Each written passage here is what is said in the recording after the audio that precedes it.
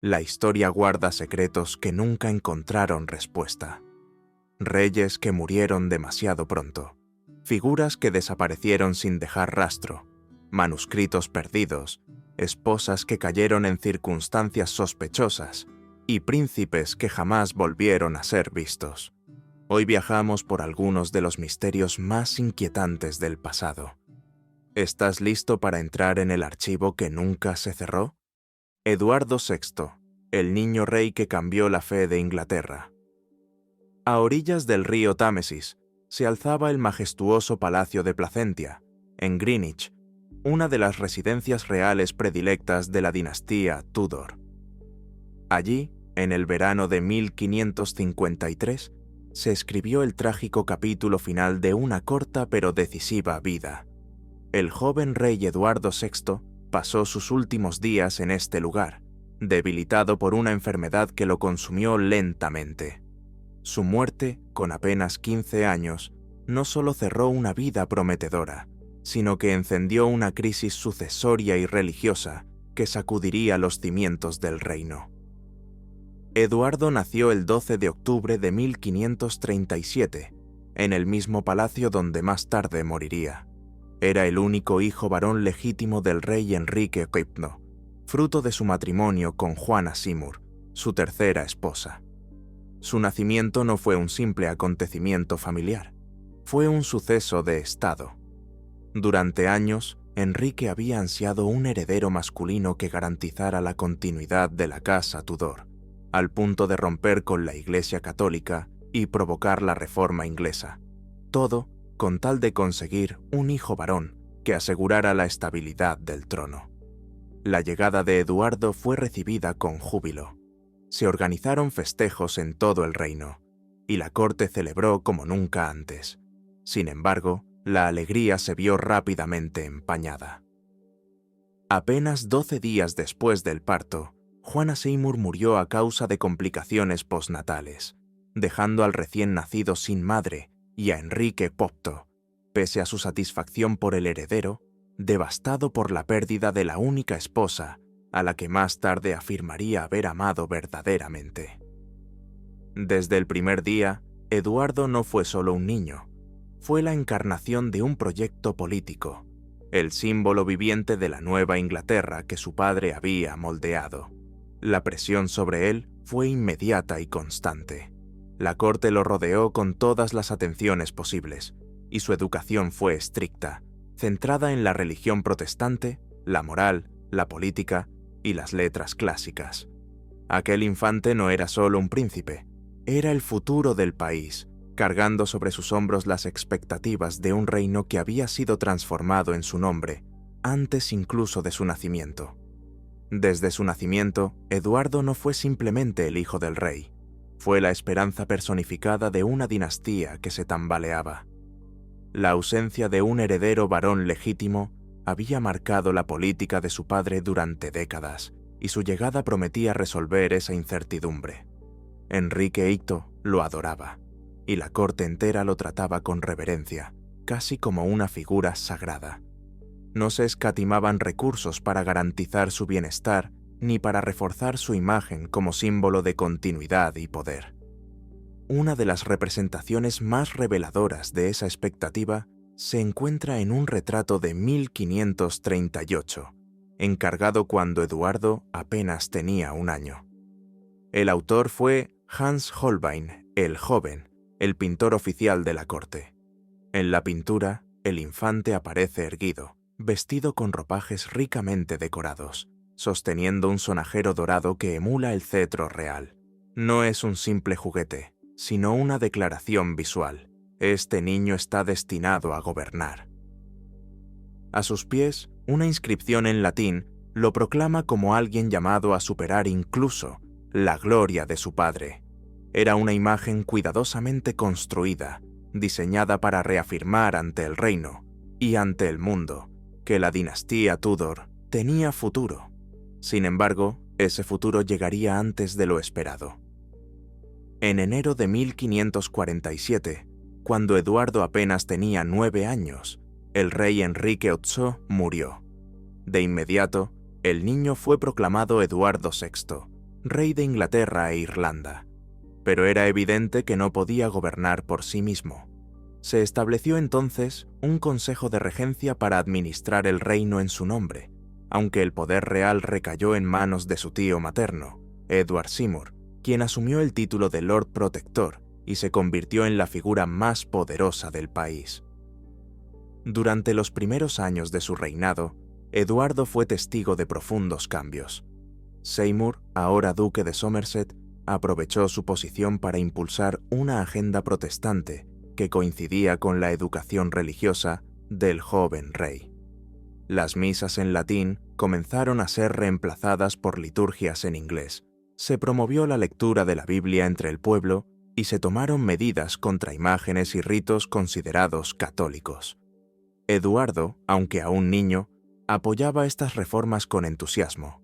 Su fervor protestante era auténtico y su deseo de transformar la fe del país no era impuesto, sino propio, pero el gobierno de Somerset pronto empezó a desgastarse.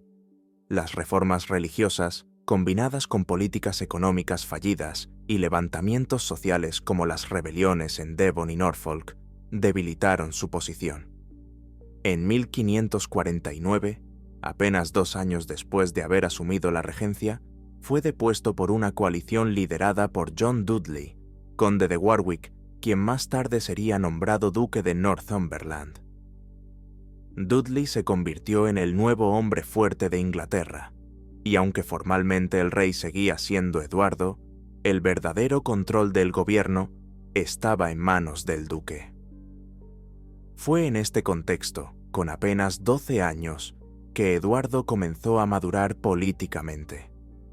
A diferencia de su infancia protegida, ahora estaba rodeado de tensiones, intrigas y decisiones que definían el rumbo del país, y aunque era menor de edad, no tardaría en hacer sentir su voz en los asuntos de Estado. Conforme pasaban los años, Eduardo fue dejando atrás la imagen del niño frágil y protegido. Ya en su adolescencia, comenzó a asumir un papel más activo dentro del gobierno, especialmente en lo que más le apasionaba, la religión. Lejos de ser un monarca decorativo, Eduardo estaba bien instruido, intelectualmente despierto, y poseía una fe protestante profundamente arraigada, inculcada desde la cuna por sus tutores. Era un joven convencido de que su reinado debía consolidar el nuevo rumbo espiritual de Inglaterra, alejándola de las sombras del catolicismo y acercándola a las enseñanzas reformistas que florecían en Europa. Su visión iba más allá de la que había tenido su propio padre, Enrique VIII, quien, aunque rompió con Roma, mantuvo muchas prácticas católicas en la Iglesia anglicana. Eduardo, en cambio, quería una transformación verdadera y duradera. No se trataba solo de reformar rituales, sino de redefinir la fe nacional desde sus cimientos. Durante su breve pero decisivo reinado, de 1547 a 1553, se aprobaron una serie de reformas que tendrían un impacto profundo en la identidad religiosa del reino. En 1549 se promulgó el primer libro de oración común, redactado por el arzobispo Thomas Cranmer, que reemplazó la misa en latín con una liturgia en inglés, accesible para el pueblo. Esta obra marcó un giro monumental. La religión ya no era un asunto exclusivo del clero, sino que se abría a todos los fieles, en su propia lengua. Poco después, se autorizó el matrimonio de los sacerdotes, una práctica impensable bajo el catolicismo, y se suprimieron numerosos símbolos, imágenes y reliquias que eran considerados supersticiones papistas. El movimiento iconoclasta cobró fuerza, y muchas iglesias fueron despojadas de sus ornamentos tradicionales.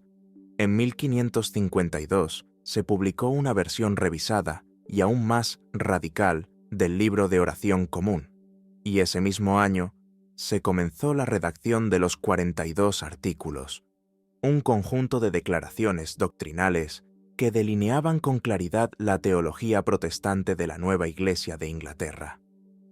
A través de estos textos, se estableció una identidad religiosa nacional más próxima a las enseñanzas de Calvino y Lutero, dejando atrás el modelo híbrido de los primeros años de la Reforma. Gracias al respaldo del joven rey, el protestantismo dejó de ser una corriente emergente para convertirse en la religión oficial del Estado. Las decisiones de Eduardo marcaron una ruptura total con el catolicismo, y su gobierno sentó las bases de lo que siglos más tarde sería conocido como anglicanismo. Lo más notable de todo esto es que muchas de estas decisiones no fueron impuestas en su nombre sin su participación. Por el contrario, existen registros que demuestran que el propio Eduardo supervisaba las reformas, leía textos teológicos y opinaba activamente sobre los cambios. Era un joven rey con un propósito claro: transformar el alma de su nación. Pero mientras el joven monarca consolidaba con firmeza el camino protestante de Inglaterra, su cuerpo comenzaba a ceder ante una enfermedad implacable. A principios de 1553, Eduardo cayó enfermo durante su estancia en el Palacio de Placentia. Al principio, parecía un resfriado severo, pero su estado se agravó rápidamente. La fiebre se volvió persistente, su tos se volvió violenta y con sangre, sus extremidades comenzaron a hincharse y su aspecto general era de un deterioro progresivo. Los médicos de la corte, desconcertados y carentes de conocimientos modernos, recurrieron a los tratamientos habituales del período Tudor: sangrías, ungüentos, pociones con mercurio e incluso sustancias como el arsénico, sin saber que estos remedios podían estar acelerando su muerte. Lo que en un principio se trató con cautela, pronto se volvió imposible de ocultar. El rey estaba muriendo. Tenía apenas 15 años, pero era plenamente consciente de su situación. La enfermedad que hoy se sospecha fue tuberculosis avanzada, posiblemente con neumonía como complicación secundaria, avanzaba sin freno, y la medicina de su tiempo no ofrecía cura. En lugar de encontrar consuelo en su juventud, Eduardo enfrentó su destino con un sentido de responsabilidad que superaba su edad. A medida que su salud se desmoronaba, su preocupación se centró en el futuro de la reforma religiosa. Sabía que si su hermana mayor, María, católica convencida, llegaba al trono, todo lo que había promovido podía ser revertido. Inglaterra corría el riesgo de volver a la obediencia papal, y con ello se desharían los cambios que él consideraba esenciales para la salvación del reino. Guiado por el duque de Northumberland, John Dudley, Eduardo tomó una decisión dramática: modificar la línea de sucesión establecida por su padre, Enrique VIII. Excluyó a sus dos hermanas, María, por su fe católica, e Isabel, quizás por razones políticas o de legitimidad, y nombró heredera a su joven prima protestante, Lady Jane Grey, una noble culta, virtuosa y devota, pero sin el peso político de las hijas del rey. Lo que parecía un intento desesperado por preservar la causa protestante, también fue visto por muchos como una maniobra política orquestada por Dudley, cuyo hijo estaba casado con Jane Grey. La estrategia resultó ser un desastre. El 6 de julio de 1553, Eduardo VI falleció en silencio, a los 15 años, sin haber visto consolidado su último deseo. Según la tradición, sus palabras finales fueron una súplica a Dios para que defendiera a Inglaterra del catolicismo y protegiera la reforma que él había impulsado. Su muerte fue inicialmente ocultada, mientras Dudley intentaba asegurar el trono para Jane, proclamándola reina pocos días después. Sin embargo, el pueblo inglés no respaldó el cambio. La adhesión popular y militar se volcó rápidamente hacia María, quien en apenas 9 días derrocó a Jane y se proclamó reina con el apoyo del país. Eduardo fue sepultado el 8 de agosto en la abadía de Westminster. Su funeral, ordenado por María, fue oficiado según el rito católico, un acto que muchos interpretaron como una humillación póstuma, un intento deliberado de borrar su legado reformista. Pero la historia no fue tan fácil de revertir. Aunque María intentó restaurar el catolicismo, las semillas que Eduardo había sembrado durante su breve reinado no serían arrancadas del todo. Su muerte no apagó la reforma, solo la puso en pausa. La muerte de un rey tan joven y en circunstancias tan repentinas inevitablemente generó rumores y teorías que han perdurado hasta nuestros días. Para algunos de sus contemporáneos, la explicación oficial, una enfermedad natural, resultaba difícil de aceptar. Se hablaba de síntomas inquietantes. Su piel adquiría un extraño tono azulado. Su cabello comenzó a caer de manera acelerada y su cuerpo mostraba un deterioro físico desconcertante, incluso para una dolencia conocida. Estos signos alimentaron las sospechas de envenenamiento, una práctica que, aunque difícil de probar en la época, no era ajena a los círculos del poder. El principal beneficiado de su muerte era John Dudley, duque de Northumberland, quien había apostado todo a colocar a su nuera, Lady Jane Grey, en el trono. Esta coincidencia convirtió a Dudley en el blanco inmediato de las acusaciones, tanto en voz baja como en crónicas extranjeras.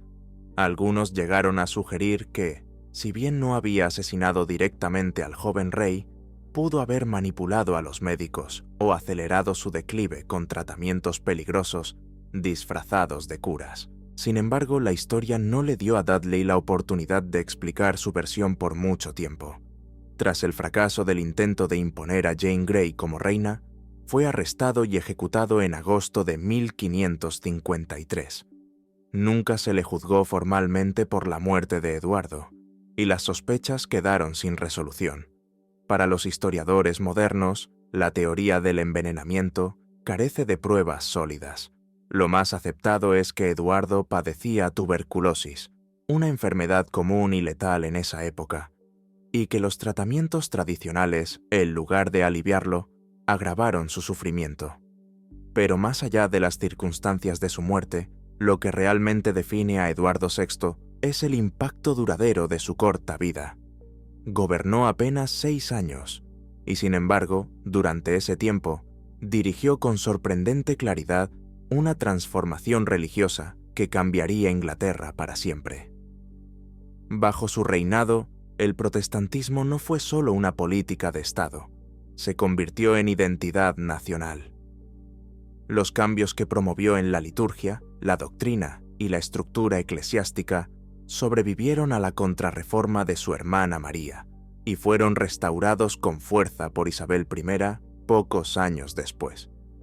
Si hubiese vivido más allá de la adolescencia, es posible que su visión de una iglesia protestante, aún más rigurosa y doctrinalmente pura, hubiese calado más hondo.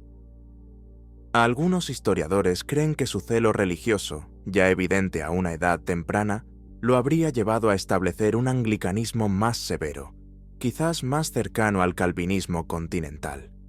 Pero la historia quiso otra cosa. Eduardo murió joven y su legado quedó incompleto. Aún así, lo que alcanzó a construir fue suficiente para dejar una marca imborrable. A diferencia de otros reyes adolescentes que pasaron sin pena ni gloria, Eduardo VI fue un reformador decidido, un estratega religioso y un joven monarca cuya influencia trascendió su corta existencia. En una época de reyes ambiciosos y reinas legendarias, él fue el eslabón silencioso que hizo posible el giro definitivo de Inglaterra hacia el protestantismo. La muerte de Eduardo VI, joven y sin descendencia, dejó un vacío no solo en el trono, sino también en el corazón mismo de la causa reformista que había defendido con tanta convicción. Inglaterra entraba nuevamente en una etapa de incertidumbre, donde el poder cambiaba de manos y los cimientos religiosos del reino se tambaleaban. Y mientras los ojos de la nación se centraban en el destino de la corona y en la batalla entre fe y poder, otra figura, pequeña, silenciosa y casi olvidada, vivía su propia tragedia en la sombra de los grandes acontecimientos. Su nombre era Lady Mary Seymour, y su vida, aunque breve, estuvo entrelazada con las intrigas, las esperanzas y los peligros del mundo Tudor. Hija de una reina y de un hombre que soñó con controlar el reino a través del poder familiar, Mary nació en medio del esplendor y murió, probablemente, en el más absoluto anonimato.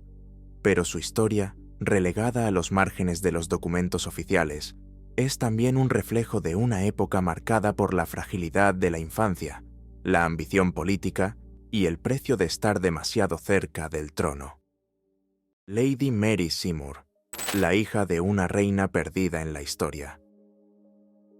En una Inglaterra dividida por la fe, atravesada por traiciones y dominada por la ambición, la historia de Lady Mary Seymour es un eco casi apagado entre los grandes nombres de su tiempo. Fue hija de una reina, sobrina de un rey y heredera de uno de los linajes más poderosos de la corte Tudor. Y aún así, su vida terminó en el olvido. Nació en el centro del poder, pero fue abandonada a su suerte en un mundo que, mientras peleaba por el trono, se olvidó de ella. Su existencia fue breve, su final incierto, y su historia un misterio enterrado bajo siglos de indiferencia. Mary llegó al mundo el 30 de agosto de 1548 en el castillo de Sudeley, Gloucestershire. Su nacimiento fue un evento de importancia nacional, no por la niña en sí, sino por quienes la rodeaban. Su madre, Catalina Parr, había sido la sexta y última esposa de Enrique V. No solo logró sobrevivir al monarca más volátil de la historia inglesa, sino que también dejó una profunda huella como reformadora, erudita y figura política. Catalina fue una reina moderna para su tiempo. Promovió la educación de las mujeres, respaldó la reforma protestante y en sus últimos años encontró en Thomas Seymour una nueva esperanza de vida. El padre de Mary, Thomas Seymour, no era un hombre cualquiera. Era barón de Sudeley, hermano del duque de Somerset y, por lo tanto, tío del joven rey, Eduardo VI. Con conexiones tan cercanas al trono, sus ambiciones eran evidentes. Buscaba aumentar su influencia, controlar al joven rey y, posiblemente, ocupar un papel central en el gobierno. El matrimonio con la reina viuda no fue solo una unión sentimental, también fue un movimiento estratégico. El nacimiento de Mary Seymour parecía la culminación de ese poder acumulado. Hija de una reina, sobrina del monarca reinante y miembro de una familia con enorme influencia, su vida comenzaba envuelta en privilegios. Todo indicaba que tendría un lugar asegurado en la corte, quizás incluso como dama de honor, esposa de algún noble influyente o figura destacada en los círculos reales. Pero el destino y la política no le dieron tiempo. 6 días después de dar a luz, Catalina Parr murió por complicaciones posparto. La celebración del nacimiento se tornó en duelo. Thomas Seymour, en lugar de proteger a su hija, se lanzó de lleno a sus ambiciones políticas, intentando manipular al rey Eduardo VI, enfrentándose a su propio hermano y desafiando el delicado equilibrio del poder. Sus maniobras no pasaron desapercibidas. Fue arrestado, acusado de traición y ejecutado en marzo de 1549. Mary, que aún no había cumplido su primer año, quedó huérfana de ambos padres, sola en un mundo donde ser noble sin aliados era una sentencia de olvido. El destino de Mary Seymour, tras la caída de sus padres, se tornó incierto y cada vez más precario. Aunque su linaje la colocaba entre las figuras más nobles de su generación, la realidad que enfrentaba como huérfana era muy distinta a la que se habría imaginado para una hija de reina. Su futuro ya no dependía de la sangre real que llevaba en las venas, sino de las decisiones y voluntades de aquellos que controlaban los hilos del poder en una corte volátil y sin espacio para debilidades. Catherine Willoughby, duquesa de Suffolk, era una mujer inteligente, pragmática y con experiencia en el mundo cruel de la política Tudor. Había sido una aliada fiel de Catalina Parr, y por eso aceptó, aunque con reservas, hacerse cargo de la pequeña Mary. Pero cuidar de una hija de la realeza no era una tarea menor. No bastaba con darle refugio y alimento. Se esperaba que fuese criada como correspondía a alguien de su rango, con sirvientes, tutores, ropas finas y todos los lujos que correspondían a una figura de sangre real. El problema era que nada de eso estaba garantizado. Los fondos asignados por la corona eran insuficientes y llegaban con retraso. Muchos esperaban que los antiguos beneficiarios del favor de Catalina Parr, nobles, cortesanos y clérigos que se habían enriquecido durante su tiempo como reina, ofrecieran apoyo. Pero ninguno de ellos mostró interés. En lugar de lealtad, lo que encontró la duquesa fue indiferencia. Y pronto, el peso de mantener a una niña con las expectativas de una princesa, pero sin recursos de princesa, comenzó a ser una carga. Las dificultades financieras se volvieron insostenibles.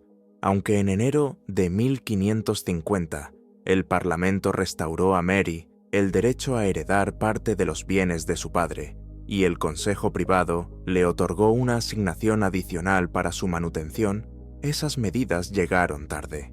El daño ya estaba hecho. La situación se volvió tan delicada que incluso la duquesa expresó su frustración en cartas privadas, dejando entrever que cuidar de Mary era un deber impuesto más que una vocación voluntaria. Y luego, como si el tiempo mismo se negara a continuar su historia, Mary desapareció del registro oficial. El último documento que menciona su existencia data de marzo de 1550. Después, el silencio absoluto. No hay cartas, ni registros parroquiales, ni testamentos, ni notas contables que indiquen qué fue de ella. Nadie reclamó su herencia. Nadie informó sobre su muerte. Nadie la mencionó en ninguna crónica. Es como si hubiera dejado de existir sin dejar rastro, sin que nadie, ni siquiera sus guardianes, se molestara en preservar su memoria. Y sin embargo, incluso dentro de una era marcada por la muerte infantil y la fragilidad de la vida, el caso de Mary Seymour resulta especialmente inquietante. No se trataba de una niña cualquiera.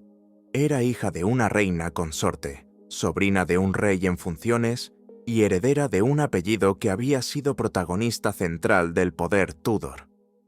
En cualquier otra circunstancia, su fallecimiento habría merecido al menos una breve nota en los registros eclesiásticos, una mención en las cartas cortesanas o un gasto registrado en la contabilidad de su casa.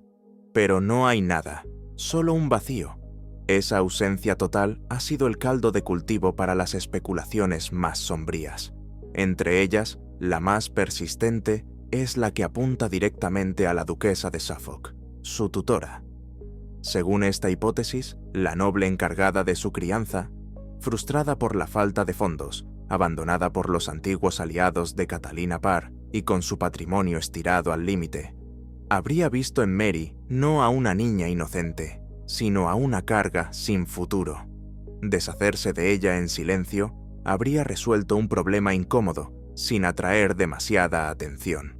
La duquesa, después de todo, era una mujer poderosa, respetada y con suficiente influencia como para evitar preguntas. Si Mary murió bajo su custodia, nadie en la corte parecía dispuesto a escarbar en los detalles. Pero como en muchos casos del periodo Tudor, las teorías oscuras conviven con las explicaciones más simples. Es perfectamente posible que Mary sucumbiera a una fiebre, una infección o cualquier enfermedad común en la infancia. Condiciones que, sin acceso adecuado a atención médica, solían ser letales, y que su muerte no se haya registrado por descuido, desorganización o incluso por falta de prioridad en un momento político tan agitado. La Inglaterra de 1550 no era estable. El gobierno luchaba por mantener el orden, las alianzas cambiaban constantemente y el foco estaba puesto en el trono, no en una huérfana olvidada. Sin embargo, la falta absoluta de pruebas, incluso circunstanciales, sigue siendo desconcertante. No hay testigos, no hay relatos orales, no hay inscripciones. solo una niña noble que, de un momento a otro, dejó de existir para la historia. Y con el paso del tiempo, su figura se fue envolviendo en un velo de leyenda, atrayendo la atención no solo de historiadores, sino también de novelistas, poetas y teóricos. Algunos, especialmente en el periodo victoriano, se negaron a aceptar que una niña con tal linaje pudiera desaparecer sin dejar rastro. Surgieron historias que afirmaban que Mary había sobrevivido en secreto, criada por una familia leal lejos de la corte, o incluso que había sido enviada a Irlanda para vivir bajo un nombre falso. Otros, más fantasiosos, aseguraban haber encontrado pistas de su presencia en la corte de Jacobo I décadas después.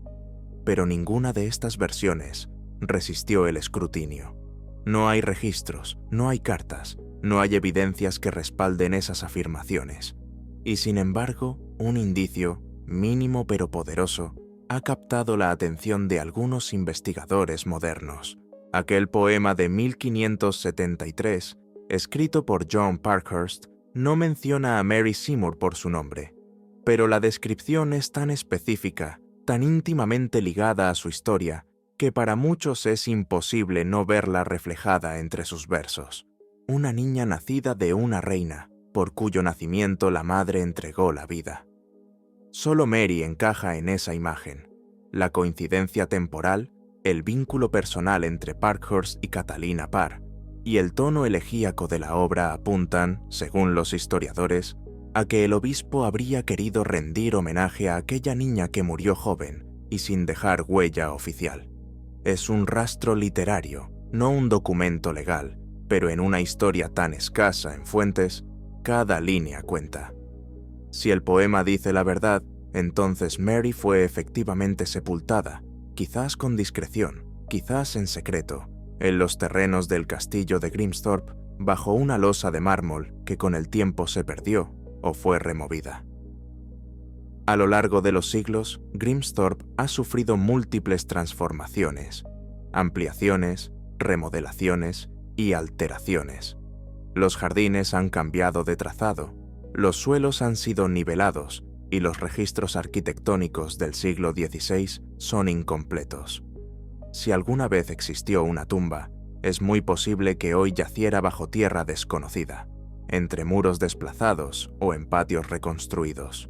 Ninguna excavación arqueológica moderna ha arrojado pruebas concluyentes, y quizás nunca lo hará. Así, la historia de Mary Seymour se convierte no solo en una anécdota trágica del pasado, sino en una advertencia sobre lo efímero del poder, la fragilidad de la memoria y la facilidad con la que incluso una figura de sangre real puede desaparecer por completo.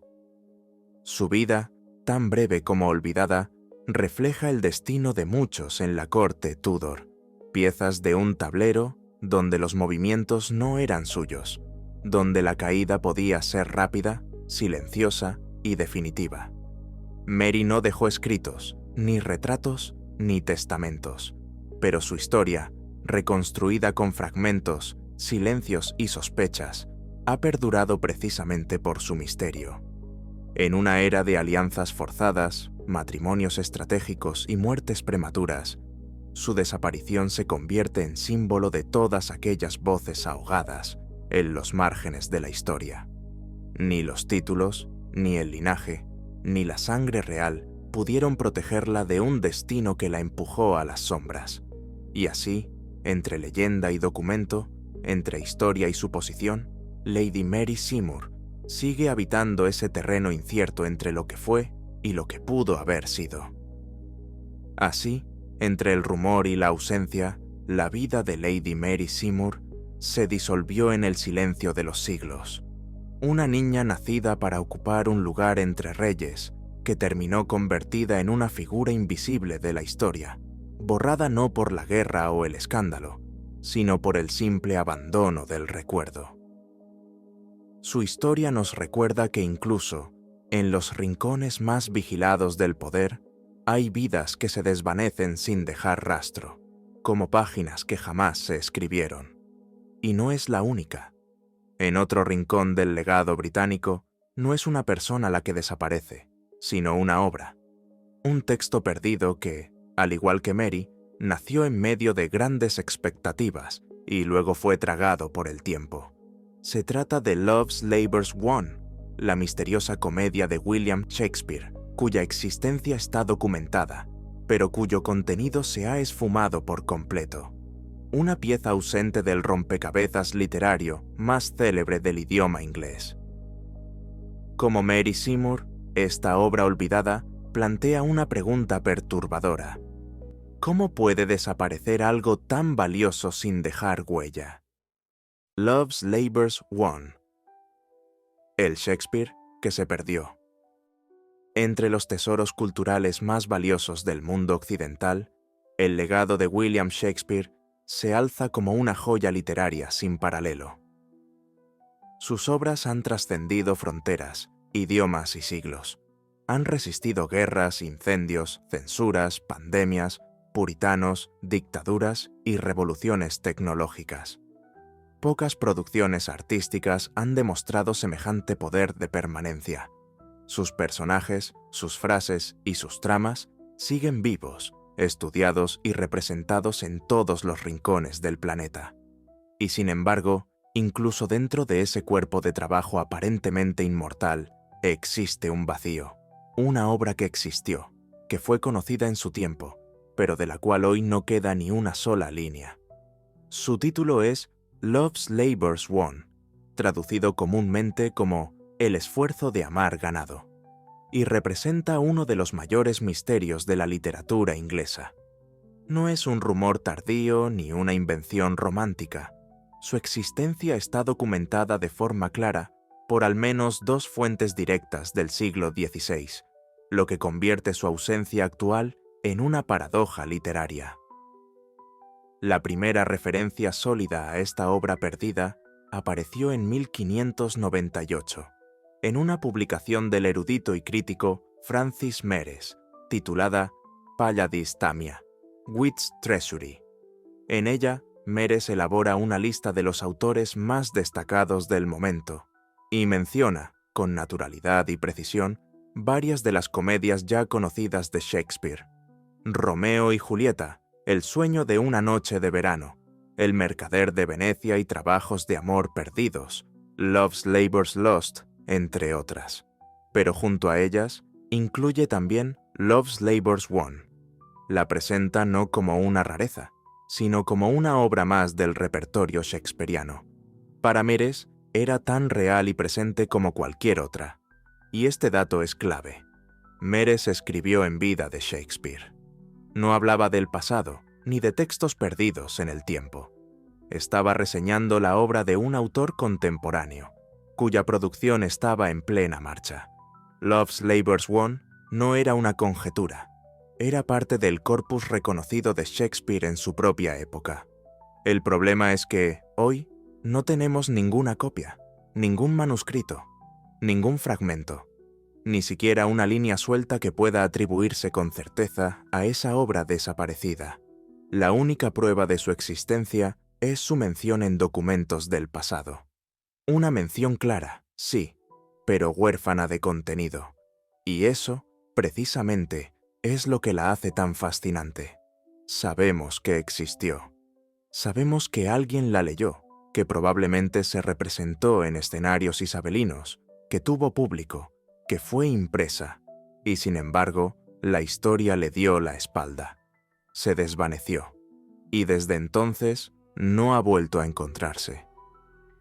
Décadas después de la mención de Francis Meres, una segunda evidencia crucial consolidó aún más la creencia en la existencia de Love's Labour's Won.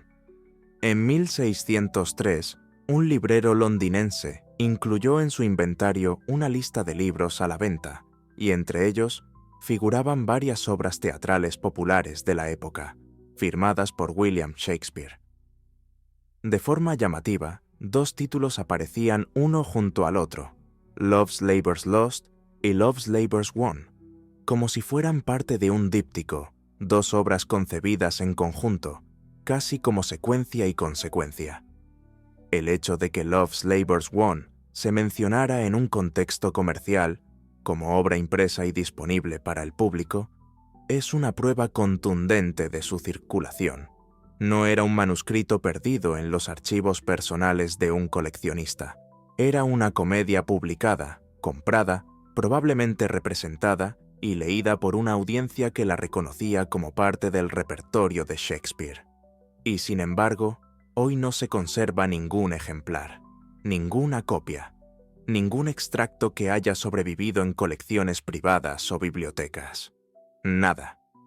Estas dos referencias documentadas, en 1598 y 1603, bastaron para que los estudiosos descartaran la idea de una confusión de nombres. La obra existió.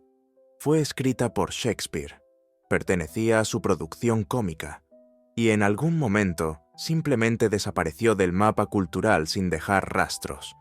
¿Qué pasó con ella? Ahí comienza el verdadero misterio. Las teorías son muchas, y todas plausibles. La más aceptada por los especialistas propone que Love's Labour's Won era una secuela directa de Love's Labour's Lost, y esta idea tiene sentido si se considera el inusual final de la primera. Al contrario de otras comedias isabelinas, no culmina en un matrimonio feliz. En lugar de eso, los personajes acuerdan separarse por un año, posponiendo cualquier desenlace romántico.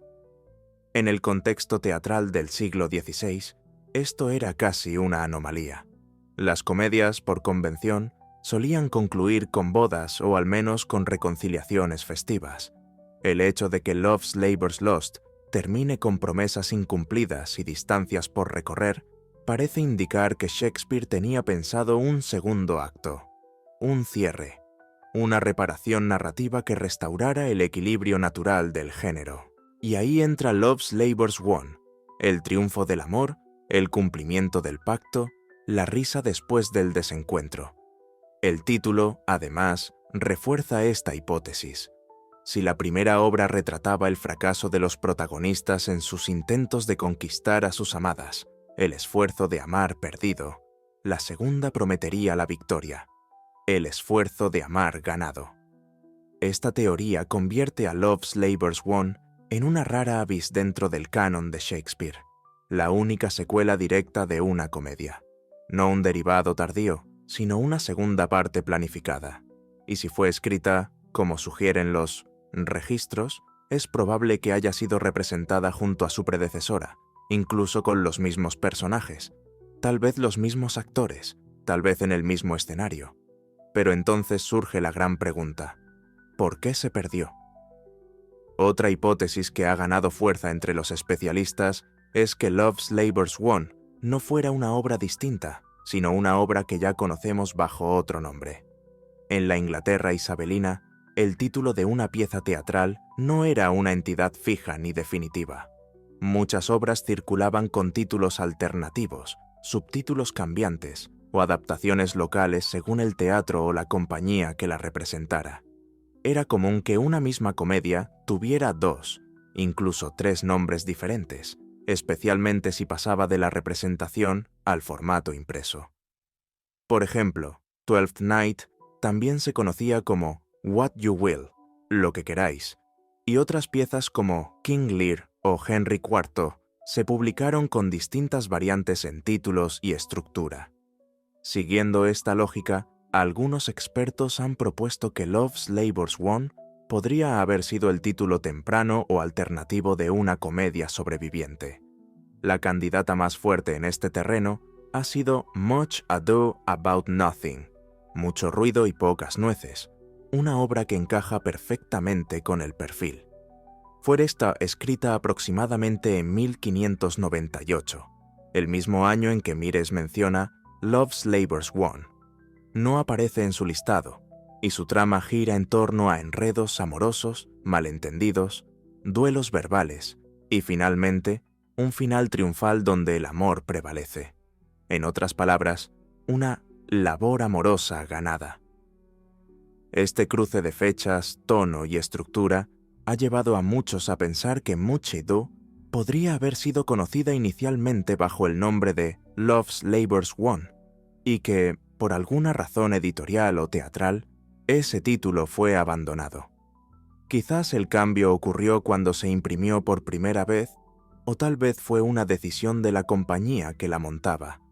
De ser así, el misterio se resolvería de forma inesperada. La obra no se perdió, sino que simplemente cambió de nombre. Pero Mach Eido no es la única sospechosa. Otras comedias shakespearianas han sido consideradas como posibles identidades ocultas de Love's Won. Entre ellas, The Taming of the Shrew, la fierecilla domada, ha sido mencionada con frecuencia, especialmente porque no aparece en la lista de Meres, lo cual es extraño dado su impacto en la época. Sin embargo, una evidencia clave parece descartarla.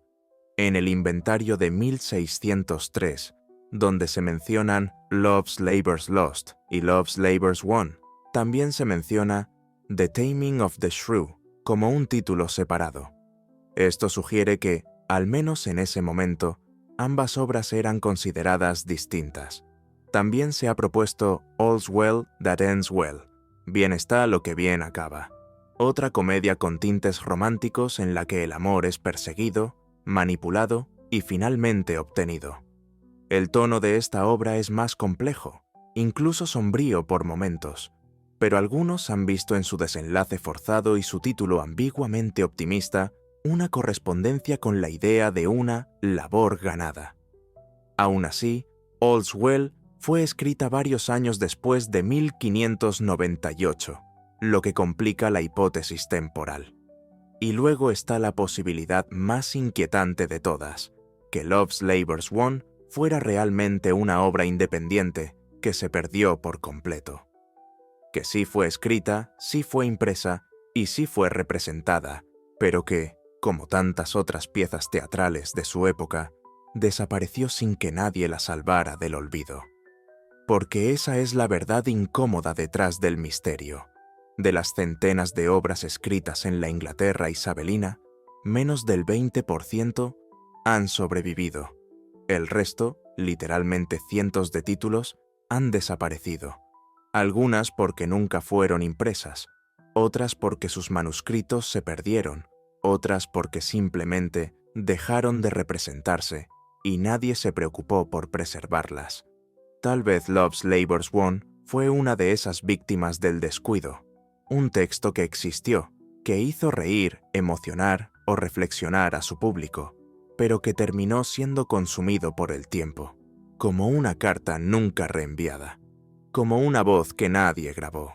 Y si Love's Labour's Won realmente fue impresa, como sugiere el inventario de 1603, cabe la posibilidad de que su desaparición no haya sido producto de un acto deliberado, sino del más simple y devastador de los enemigos de la memoria, la indiferencia.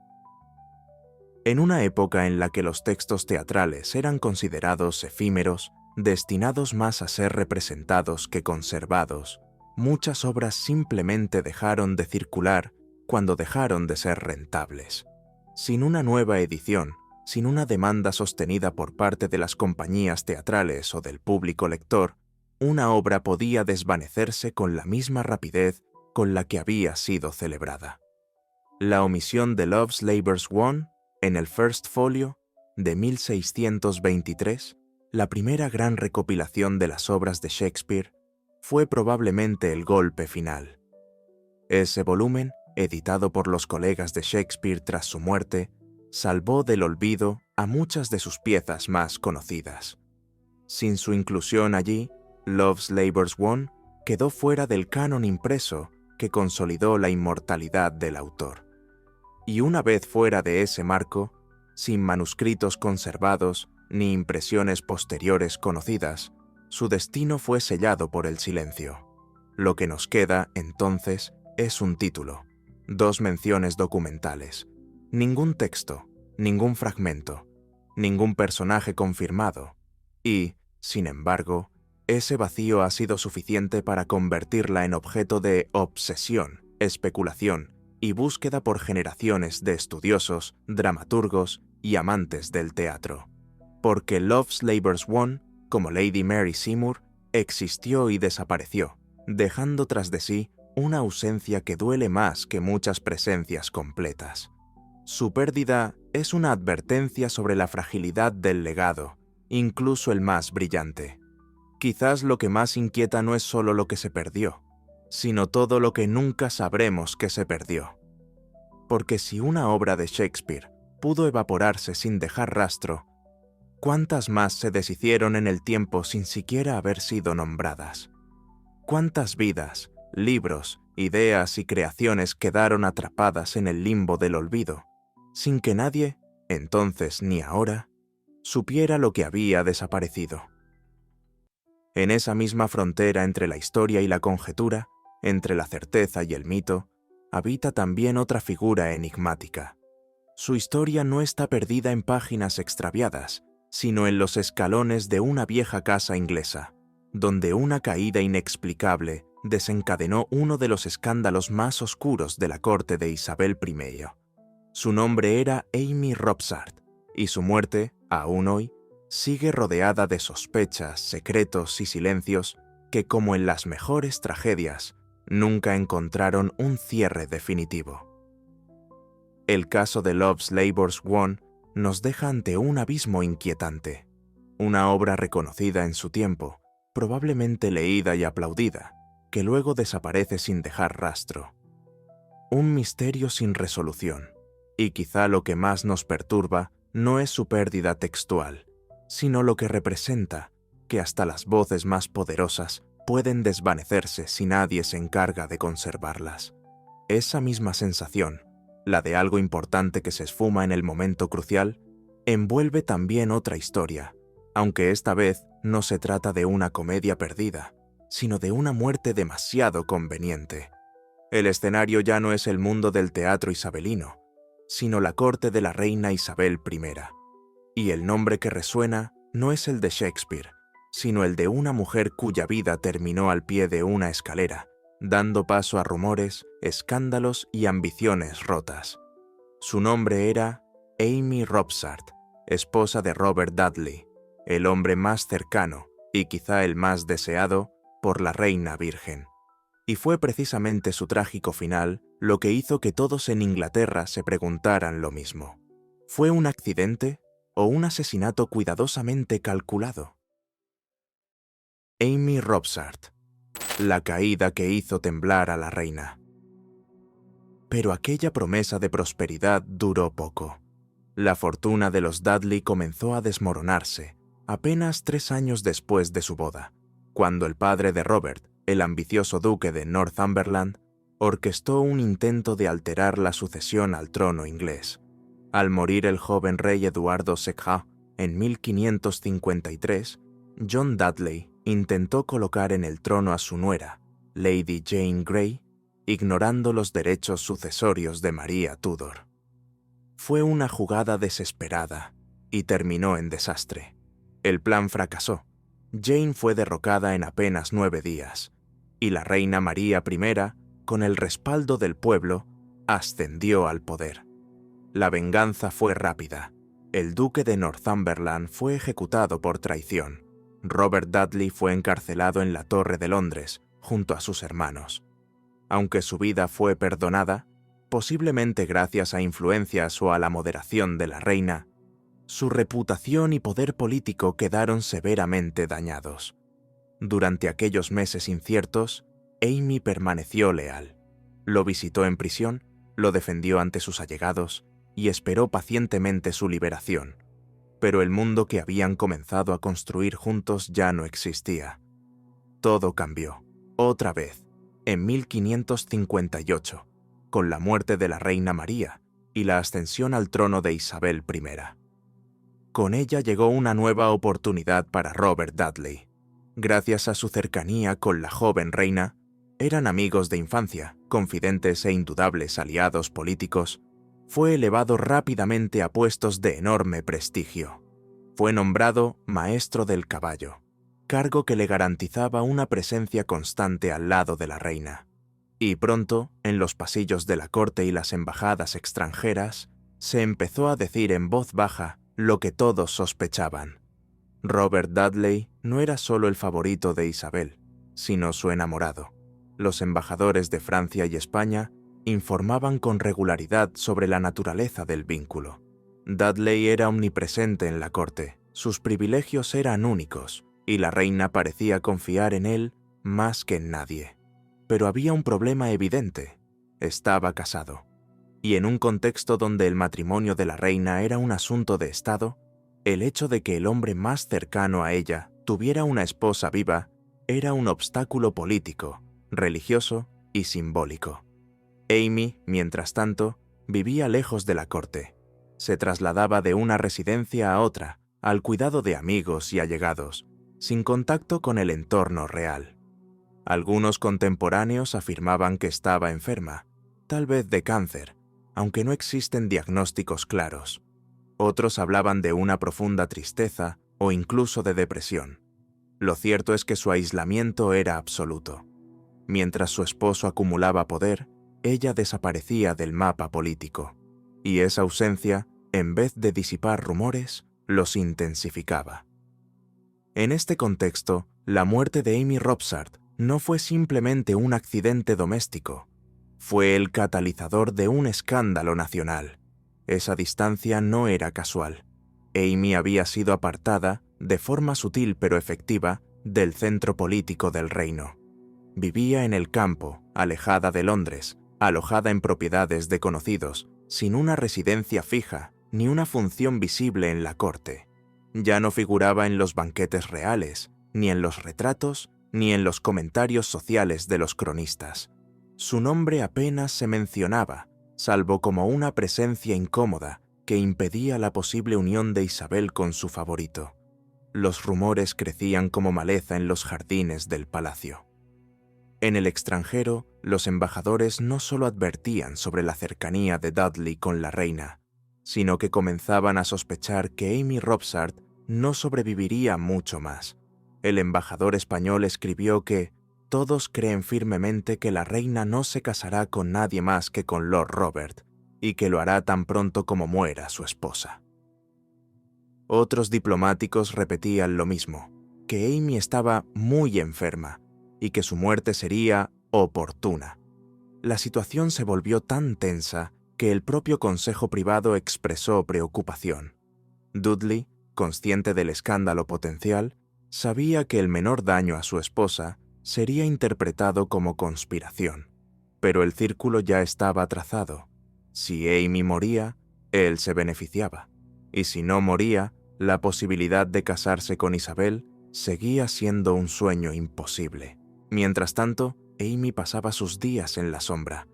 Su salud parecía empeorar, y aunque se decía que recibía atención médica, nadie sabía con certeza cuál era su estado. En algunas cartas aparece como una mujer débil, con dolores persistentes y movilidad reducida. En otras, como alguien aún activa, interesada en su entorno, aunque claramente melancólica. Lo único claro es que, con cada mes que pasaba, su figura se volvía más frágil y más vulnerable. Ese equilibrio inestable entre el ascenso de Dudley y la desaparición de Amy culminaría en un día fatídico, donde una caída por una escalera desencadenaría una tormenta política que la reina Isabel I nunca podría controlar del todo. La muerte de Amy Robsart no solo estremeció a sus sirvientes y conocidos, sacudió a toda Inglaterra. En una corte donde cada movimiento era observado, analizado y comentado, la noticia se esparció con una velocidad aterradora, y con ella las preguntas. ¿Por qué Amy estaba sola? ¿Por qué insistió en que todos se ausentaran aquella mañana? ¿Cómo pudo una mujer joven, aunque enferma, morir de forma tan violenta en una escalera de apenas unos pocos escalones? El forense dictaminó que había sido un accidente, una caída fatal. Pero el pueblo no lo creyó. Los miembros de la corte no lo creyeron. Incluso algunos aliados de Robert Dudley comenzaron a distanciarse, conscientes del peligro político que implicaba la sospecha. El juicio popular ya estaba dictado. Amy Robsart no había muerto por accidente. Alguien se había beneficiado de su muerte, y eso era suficiente para condenar en la opinión pública. La versión del suicidio también circuló, alimentada por testimonios de que Amy estaba deprimida, que hablaba con desesperanza y que en los días previos parecía resignada a un destino trágico. Pero en el siglo XVI, el suicidio era no solo un pecado mortal, sino también un acto legalmente punible, incluso después de la muerte. Se confiscaban los bienes y se negaba el entierro cristiano. La sola idea era escandalosa. Además, resultaba poco creíble que una mujer decidiera acabar con su vida lanzándose por una escalera corta y estrecha, confiando en que eso bastaría para matarla. Una teoría más moderna sugiere que Amy sufría un cáncer avanzado, posiblemente de mama o de huesos, que habría debilitado su cuerpo al punto de hacerla propensa a una caída mortal. Se ha propuesto que el cáncer pudo haber hecho metástasis en su columna vertebral, lo que explicaría cómo una caída aparentemente menor pudo haberle roto el cuello.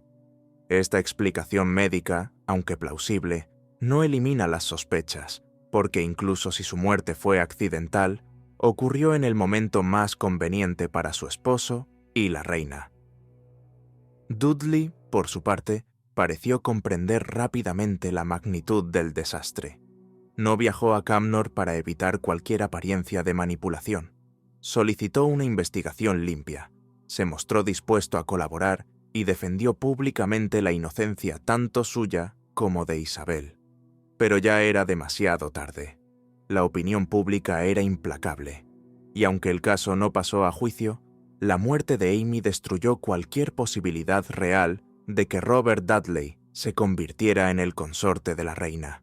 Lo que debía ser una escalera doméstica en una casa rural se convirtió en un símbolo, el peldaño entre el poder y el escándalo, entre la ambición y la desgracia. Amy Robsart, invisible en vida para la corte, se volvió omnipresente en su muerte. Su ausencia se volvió el tema central de la política isabelina. Y su caída, más que la de un cuerpo, fue la caída de un sueño compartido por el hombre más ambicioso de Inglaterra y la mujer más poderosa del mundo. La historia de Amy Robsart no termina con el veredicto de accidental ni con el ascenso político, parcial pero firme, de su esposo viudo. Su legado, aunque omitido de los registros oficiales, persistió como una presencia incómoda en los rincones de la corte isabelina. Cada vez que el nombre de Robert Dudley se mencionaba como posible pretendiente de la reina, el recuerdo de Amy volvía como un fantasma, el recordatorio silencioso de un escándalo sin resolver. Isabel I, siempre pragmática y consciente del poder de la opinión pública, nunca volvió a considerar seriamente a Dudley como esposo. Su cercanía continuó, sí, y lo colmó de honores. Lo nombró conde de Leicester, le dio mando militar y lo mantuvo como su hombre de confianza. Pero también supo trazar un límite. El escándalo había cerrado una puerta que ni el amor ni la ambición pudieron volver a abrir. Dudley, por su parte, jamás logró liberarse de la sombra de aquella muerte. Aunque nunca fue acusado formalmente, ni se le probó implicación alguna, la duda lo acompañó durante toda su vida. Para algunos, era un hombre leal y trágico, atrapado entre su deber y su deseo. Para otros, un oportunista que habría permitido, o provocado, una tragedia para acercarse al poder absoluto. Amy, mientras tanto, fue borrada. Su retrato no colgó en palacio, su nombre dejó de mencionarse, y ni siquiera se le dedicó una tumba conmemorativa a la altura de su estatus. Pero el vacío que dejó fue más fuerte que cualquier imagen. Su muerte marcó un punto de inflexión en la corte Tudor. Cambió la forma en que se hablaba de la reina, alteró el curso de una alianza política y se convirtió en símbolo de lo que el poder exige y de lo que puede ocultar. Hoy, más de 4 siglos después, la pregunta sigue sin respuesta. ¿Fue un accidente? ¿Un suicidio? ¿Un asesinato encubierto? No lo sabemos. Tal vez nunca lo sabremos. Pero lo cierto es que, en un reino donde las decisiones personales tenían consecuencias nacionales, la caída de Amy Robsart fue algo más que una muerte trágica. Fue un giro histórico. En la Inglaterra isabelina, donde todo se jugaba en la delgada línea entre el deseo y la estrategia, entre el rumor y la realidad, Amy no solo fue una esposa olvidada, fue el precio humano de una ambición que no logró disfrazarse del todo. Así como la muerte de Amy Robsart expuso las grietas entre la ambición personal y la legitimidad pública en tiempos de Isabel I, no era la primera vez que un drama privado sacudía los cimientos de la monarquía inglesa. Casi un siglo antes, otro misterio, aún más oscuro, aún más trágico, ya había demostrado que en Inglaterra la corona no era un símbolo de protección, sino un peligro en sí misma. Nos trasladamos a la Torre de Londres, verano de 1483. Allí, dos hermanos reales, hijos del rey Eduardo IV, desaparecieron sin dejar rastro. El mayor, Eduardo V, debía ser coronado. El menor, Ricardo, lo acompañaba en calidad de duque de York. Eran apenas unos niños, pero en medio de una lucha por el poder entre casas rivales, su linaje los convirtió en obstáculos. Y como tantos otros en la historia de los Tudor y los Plantagenet, los obstáculos solían desaparecer. Comenzaba así uno de los mayores enigmas de la historia británica, el caso de los príncipes en la torre.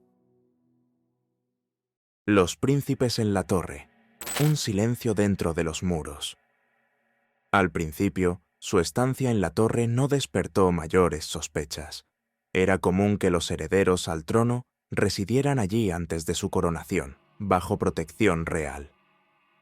Eduardo V esperaba ser coronado en junio de ese mismo año, y su hermano lo acompañaba como muestra de unidad familiar.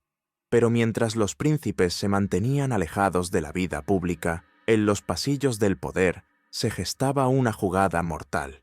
Su tío, Ricardo, duque de Gloucester, fue designado como Lord Protector del reino, mientras Eduardo alcanzaba la mayoría de edad. Sin embargo, lo que debía ser un cargo temporal pronto reveló otras intenciones.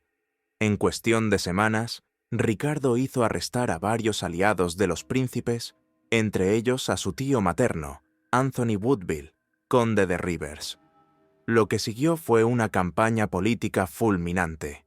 Se sembraron dudas sobre la legitimidad de los hijos del rey fallecido, alegando que Eduardo IV había estado comprometido con otra mujer antes de casarse con la madre de los príncipes, Isabel Woodville. El Parlamento, presionado y manipulado, aceptó el argumento. Los niños fueron declarados ilegítimos, y Ricardo se coronó rey con el nombre de Ricardo III en julio de 1483. Mientras tanto, Eduardo y Ricardo seguían encerrados en la torre. Poco a poco dejaron de aparecer en las ventanas. Las visitas cesaron. Incluso su madre, refugiada en la abadía de Westminster, dejó de recibir noticias de ellos. Un silencio espeso cayó sobre su paradero, y entonces desaparecieron. No hubo proclamación oficial, no hubo funerales, ni luto público, solo rumores. Algunos decían que habían sido trasladados en secreto, otros que habían muerto por enfermedad. Pero la sospecha que más se repitió, y la que más persistiría a lo largo de los siglos, fue que Ricardo III ordenó su asesinato para asegurar su trono. El misterio había comenzado, y con él una herida que nunca cerraría del todo en la conciencia histórica de Inglaterra. Décadas más tarde, la historia dio un giro inesperado. En 1674, durante unas remodelaciones en la Torre de Londres, unos trabajadores descubrieron una caja de madera oculta bajo una escalera. Dentro encontraron huesos de 2 niños. La noticia recorrió Inglaterra con rapidez. Muchos creyeron, sin dudar, que aquellos eran los restos de Eduardo V y su hermano Ricardo. La caja fue trasladada a la abadía de Westminster, donde fue enterrada con honores, bajo una inscripción que identificaba a los príncipes desaparecidos. Pero la certeza nunca llegó. En el siglo XX se realizaron análisis científicos a los restos. pero las técnicas de la época no fueron concluyentes. No se pudo determinar ni la causa exacta de la muerte, ni su identidad definitiva. Hoy, sus huesos siguen allí, en una urna sellada, más símbolo que prueba. Y aún así, la pregunta permanece: ¿fueron realmente asesinados por orden de Ricardo III? Algunos historiadores modernos han defendido al monarca, argumentando que, de haber sido él el responsable, habría tenido poco sentido mantener a los niños ocultos durante meses, y aún menos asesinarles sin usar su muerte como advertencia o propaganda.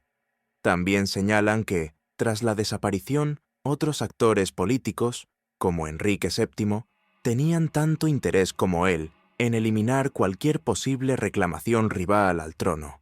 Lo que parece claro es que, en algún momento del verano de 1483, los príncipes dejaron de vivir, o dejaron de ser visibles. El silencio que los envolvió se volvió parte de la historia. Más que una prueba, fue un vacío ensordecedor, uno que convirtió su ausencia en mito y su recuerdo en una acusación eterna. La leyenda de los príncipes en la torre no es solo una historia de muerte, sino de poder, manipulación y memoria. Porque a veces la historia no necesita un cuerpo para dejar una herida abierta. Esa joya, una cadena con eslabones de oro y un colgante con el escudo real de los Plantagenet, fue mencionada en el testamento de Lady Margaret Capel, fechado décadas después de la desaparición de los príncipes. Su conexión con Sir James Tyrrell, el supuesto ejecutor del crimen según las crónicas de Thomas More, encendió una nueva oleada de hipótesis. ¿Había conservado Tyrrell un trofeo macabro? ¿Había sido la joya entregada como recompensa silenciosa, una pieza incriminatoria escondida a plena vista durante generaciones? Los defensores de esta teoría ven en el testamento una pista tangible, una hebra perdida de una verdad enterrada hace siglos. Pero los escépticos señalan que en el mundo Tudor, donde los símbolos reales se copiaban, intercambiaban y heredaban, una joya por sí sola no basta para construir una condena. El debate sigue abierto. El caso, aunque rodeado de niebla, ha resistido el paso del tiempo con una persistencia fantasmal. Cada generación de historiadores, arqueólogos y novelistas vuelve a mirar hacia esa vieja torre, tratando de descifrar qué ocurrió realmente en aquellas habitaciones cerradas, en aquellas noches sin testigos. Y entretanto, la pregunta sigue viva. ¿Murieron los príncipes en la torre? ¿O fueron escondidos, sustituidos, quizás salvados? Porque si algo nos ha enseñado la historia inglesa es que, en la corte, la verdad rara vez es clara y casi nunca es cómoda. Perkin Warbeck apareció en escena a mediados de la década de 1490, presentándose como Ricardo de York, el hermano menor de Eduardo V, milagrosamente escapado de la torre.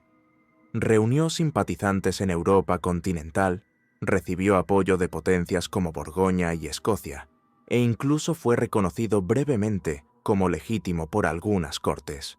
Su causa, aunque eventualmente fracasada, fue lo suficientemente creíble como para inquietar profundamente al rey Enrique VII, quien lo mantuvo vigilado durante años antes de decidir su ejecución. La autenticidad de Warbeck sigue siendo objeto de debate.